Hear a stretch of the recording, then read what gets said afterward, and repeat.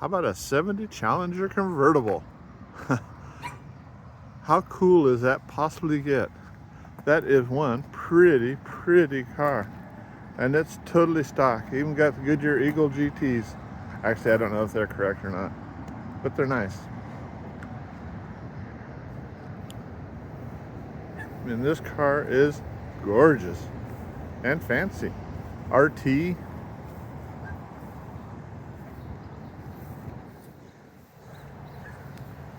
And it has a rubber front bumper. I've never seen a Challenger or knew that Challengers could have that, but this one does. And he says it could have had a rubber rear bumper too, that they were both separate options of each other. And it's a 4-speed. Dodge floor mats. Got the RT stripe down the side, and I think that's a separate option. And see, I'm talking about the rubber painted front bumper. How cool is that? The owner's not here, so I can't get him to open the hood, but that's a 70 Challenger and a half.